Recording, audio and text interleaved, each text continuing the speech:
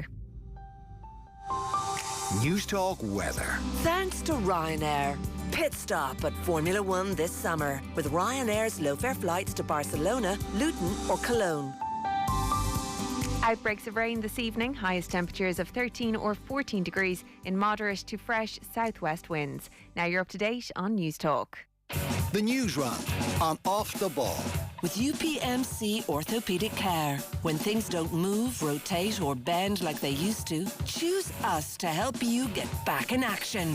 This is Newstalk. Good evening, you're welcome along to Monday night's Off the Ball. It's Eoin here with you till 7 o'clock, till 10 o'clock even this evening at 7 o'clock right now.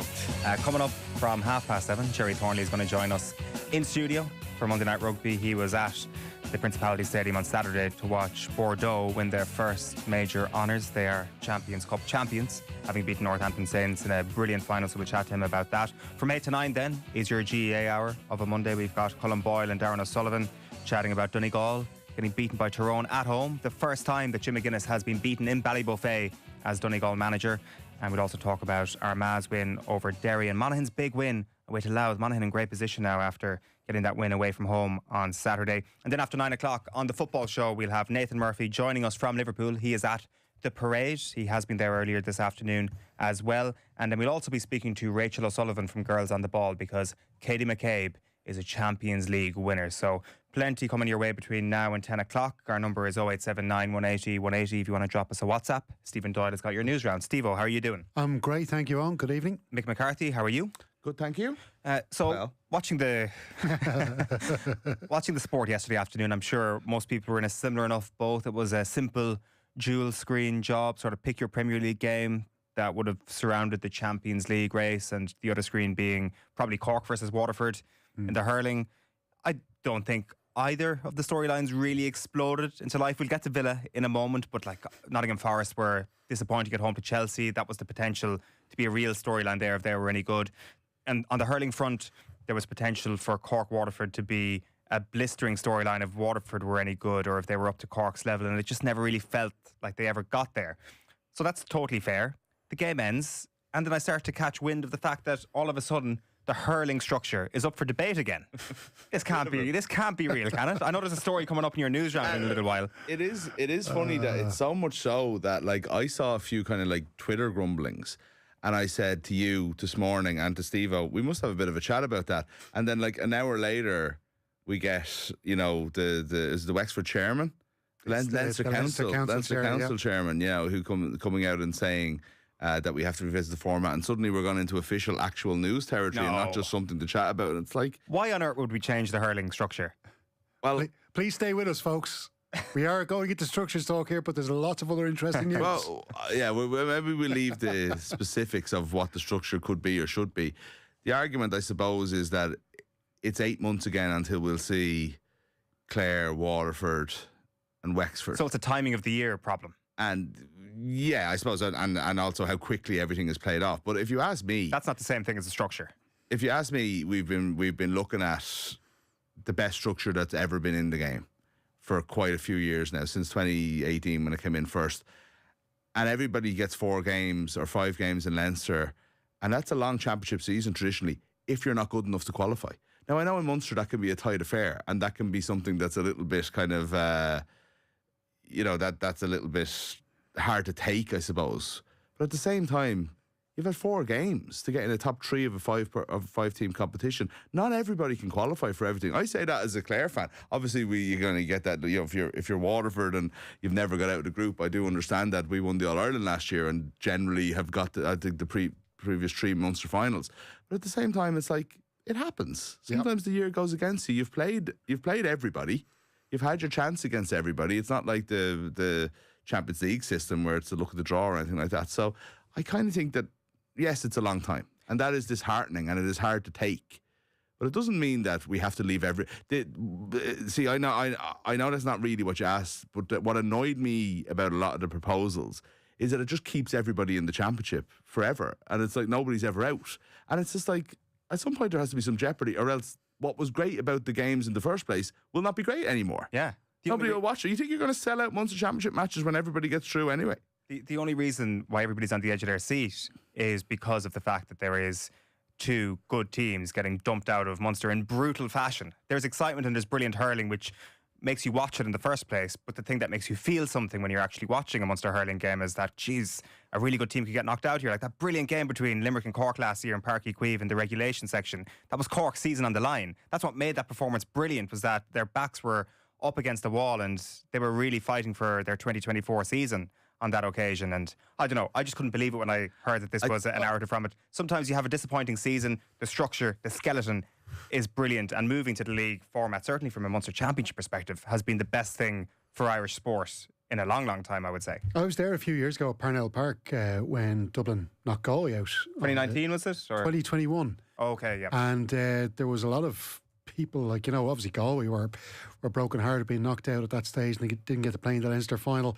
But as a Dublin fan, it was great. Parnell Park was rocking, and as you say, there is that jeopardy of a big team going out before they get to a decider, and that's just the way it is now. You do get a fair rattle, you get a few games to prove yourself, and if you don't do it after 4 or 5 matches, well, you know, you deserve to go out, don't you? Yeah, and like, I mean, that was just old school, knockout 2021 because of COVID, but there was a 2019 year as well where Galway got knocked out, and Kilkenny, Wexford, Dublin, Galway all ended on 5 points. Yeah. Sometimes you're going to have, I know they've added an extra team to Leinster to kind of sorry, string it out. 2019 was the year I was thinking of, sorry, not 2020. Oh, that was unbelievable. I remember being out that night and like not being, like, I had the game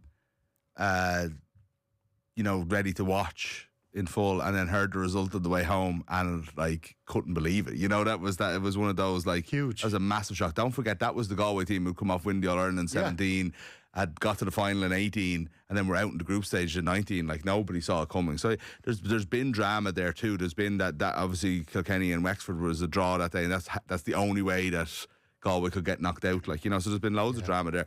It's I just think that it's such an overreaction. And what happened yesterday was we had a knockout game in Munster yesterday.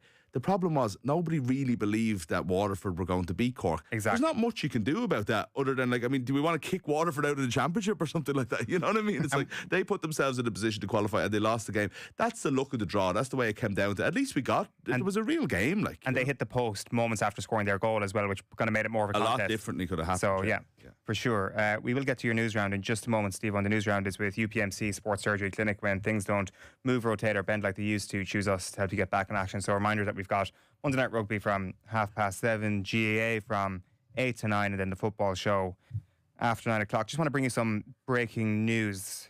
Sky News reporting that police are responding to an incident at the Liverpool parade after reports of a car collision with pedestrians. So the incident has happened as thousands of fans, obviously, out in the streets at Liverpool celebrating their Premier League title yesterday. A police spokesperson has said, "We are currently dealing with reports of a road traffic collision in Liverpool city centre. We are contacted just after 6 p.m. today, Monday the 26th of May, following reports a car had been in collision with a number of pedestrians on Water Street. The car stopped at the scene and a male has been detained. Emergency services are currently on the scene.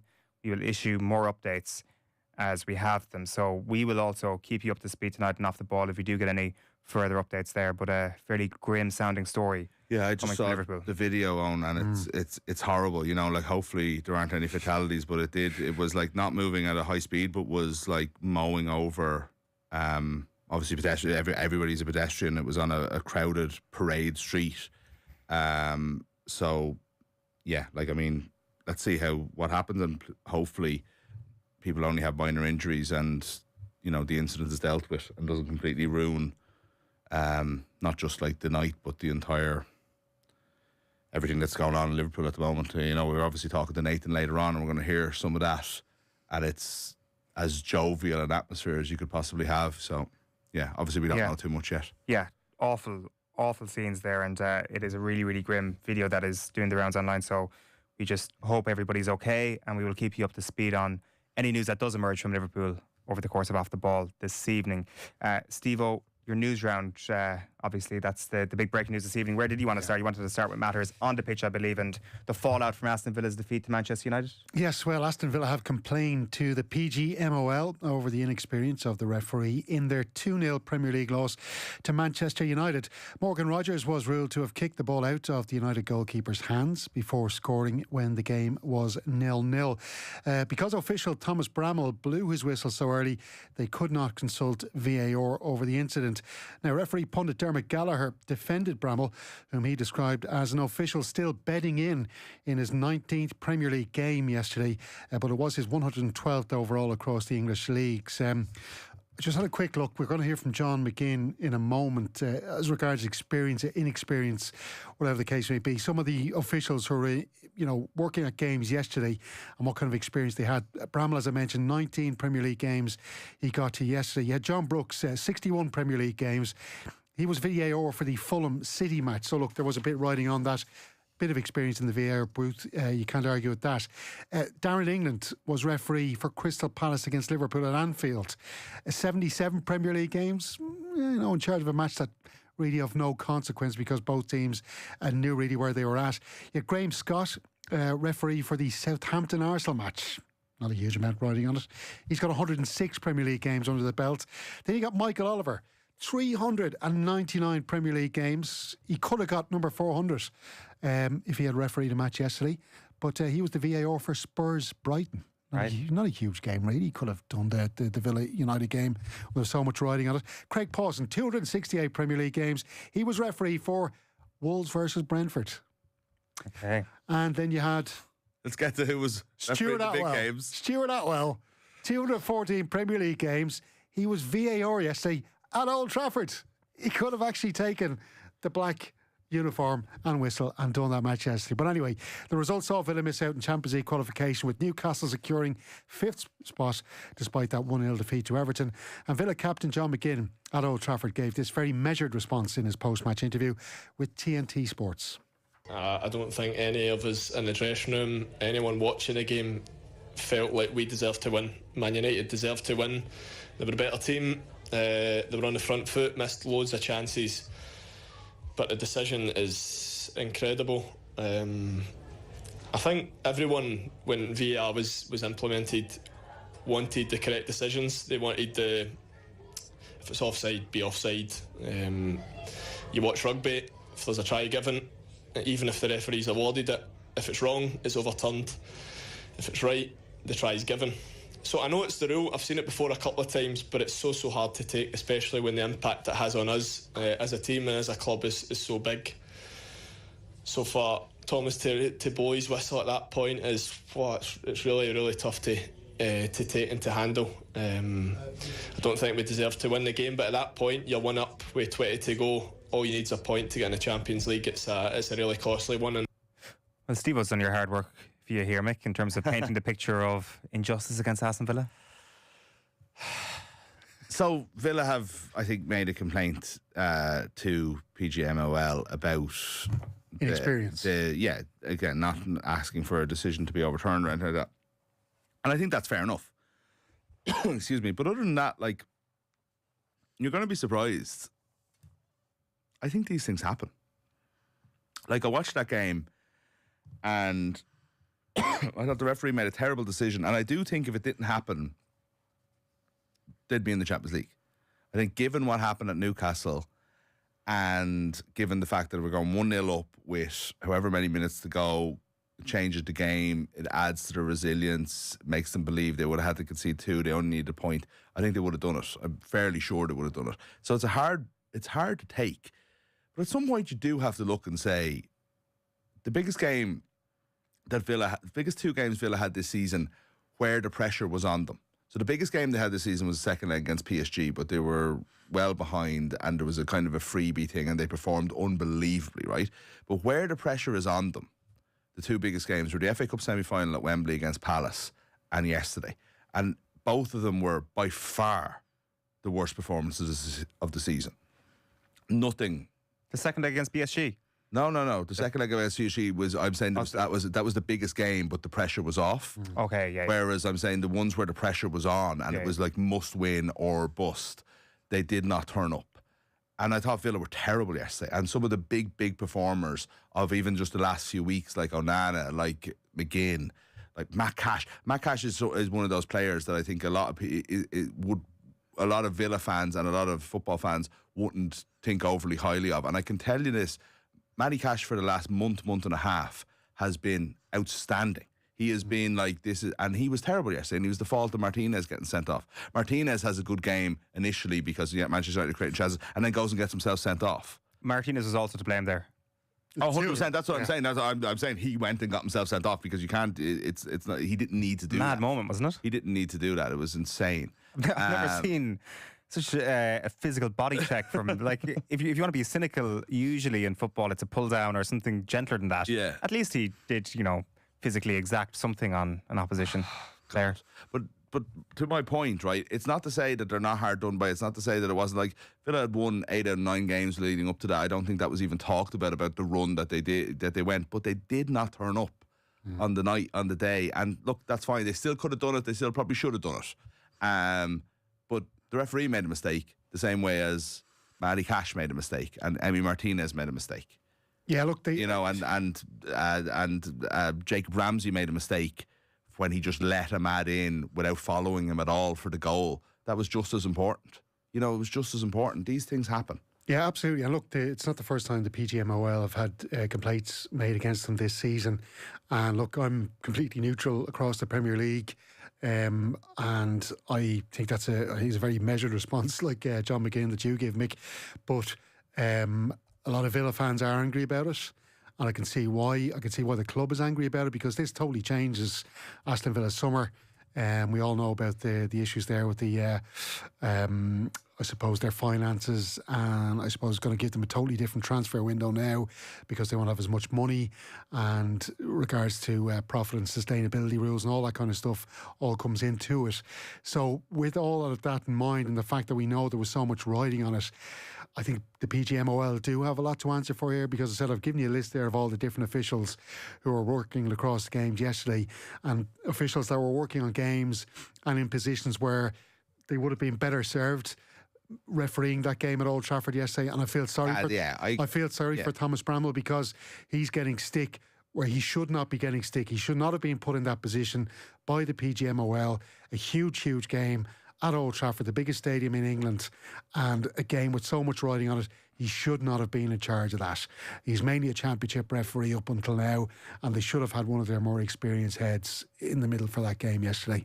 Yeah, I think that goes over what I said, and I'm not angry about it. I just sort of think that you have to look at these things as, we're in here giving out about them every week. You kind of expect that they're going to make stupid I'm defending decisions. the referee here. No, yeah, and fair enough, but I don't mean the referee. I mean we're giving out about the way they run VAR, the way they appoint referees, the way they do all these things. It's like, it's sort of a given that they're not up to standard, most of the time, and that's why we're spending so much time talking about them instead of the game. So I'm sort of saying that's the sort of cost of doing business. That's the league you gotta do things in. People were sending pictures today, which I think is unfair or whatever, but the pictures at the time, the goal line technology didn't, Villa wouldn't be in this position if they got relegated that season. Like these things, just they do kind of happen, and you can't, you kind of be what's good for the goose and stuff, because I would be dismissing this if it went the other way. We do have some reaction to Saturday as well, Steve-O. So obviously Katie McCabe and Arsenal Champions League winners. Yes, indeed. Carlo Ward's squad are in Istanbul to face Turkey in the first game of a Nations League double-header, but Katie McCabe will join them later in the week. This morning, her former Arsenal teammate and current international teammate, Louise Quinn, was waxing lyrically about the Ireland captain. The 29-year-old played a key part in Arsenal's 1-0 victory against Barcelona in Lisbon on Saturday night. It's the second time the Gunners have won the top European honour in women's football, 18 years after they first won it. There were 3 Irish players in the last Arsenal Champions League winning squad: former Ireland captain Emma Byrne and defenders Ciara Grant and Yvonne Tracy. There is a photo of the 3 players with the Champions League trophy at the club training ground, a photo that McCabe cited as inspirational going into the decider on Saturday. She also spoke about the influence of Quinn when they shared a dressing room during the 18-19 league title winning season. Quinn is overjoyed that McCabe will provide the same kind of inspiration to young female players. Katie's now done her best 18 years on to make sure that there's another iconic photo with that trophy, and just showing you know, what a young girl from Tala can do, you know, and there's been moments where it's been really difficult for her, you know, trying to, you know, take that next step up, but she's constantly just got through it and fought through it with just her grit, her talent, you know, her personality. Yeah, I absolutely agree. You know, that even just a picture tells 1,000 words in terms of that one with Emma, Keir and Yvonne, you know, and what it's done. You know, so I think she's absolutely just has shown again what a young girl from Ireland can do. You were bursting with local pride on Saturday, Stephen? Tell you what, Owen. I'm obviously not living there now. Kilnamanagh, I grew up, and my miserable amateur football career began as an underage player for Kilnamanagh on the B team, and I played there for a few years anyway. But we used to get changed in this green hut that was at the bottom of the football pitches in Kilnamanagh. Now they have a really brilliant setup there now, which is across the road beside the Kilnamanagh Community Centre.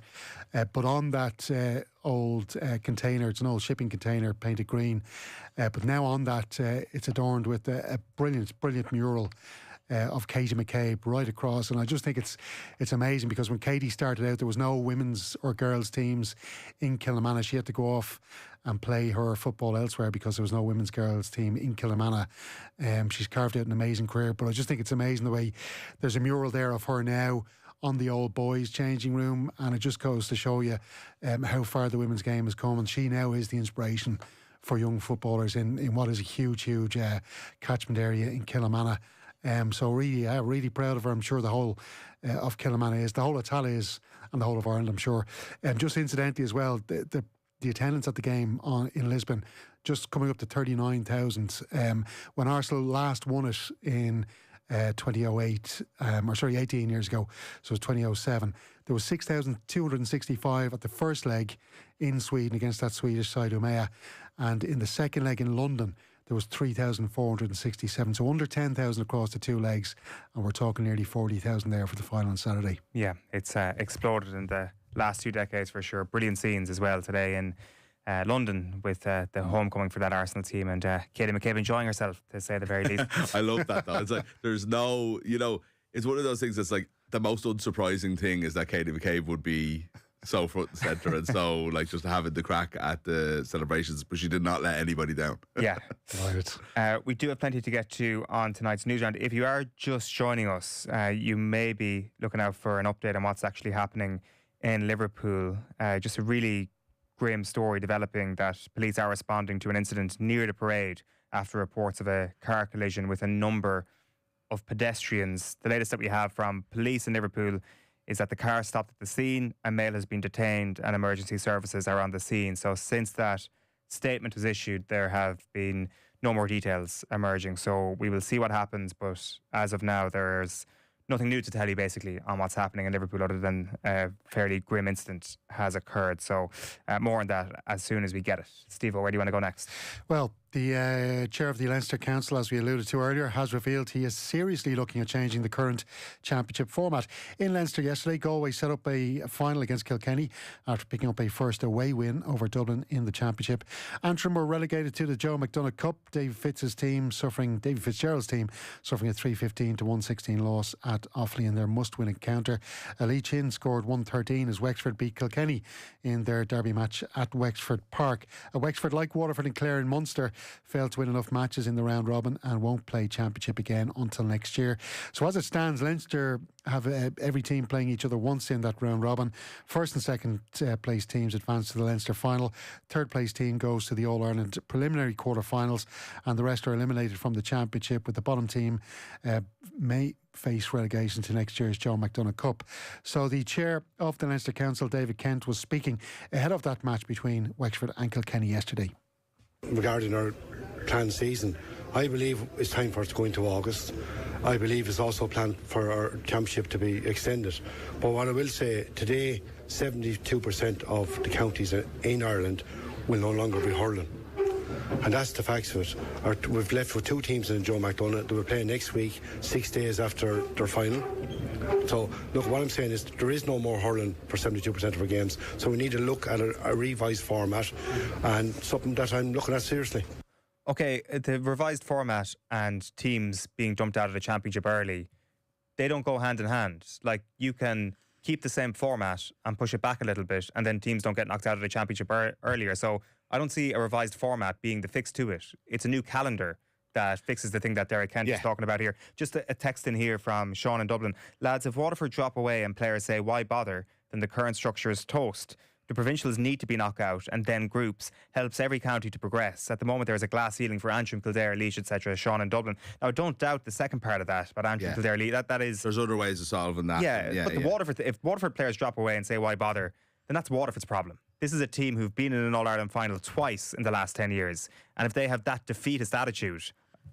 then, I mean, that is absolutely a problem for them. They're in a tough position, but it's not as if, like, why can't they compete? You know what I mean? They've done it before. They can do it again. And they will get out of this group in the next couple of years. And they've showed improvement. They've showed signs of improvement this year and so on. It's like, I just don't get it. I just think that there's... The idea of a competition is for it to be a competition. We can't just, like... We need to spend so much time and energy in this country, the work that the people don't want to do.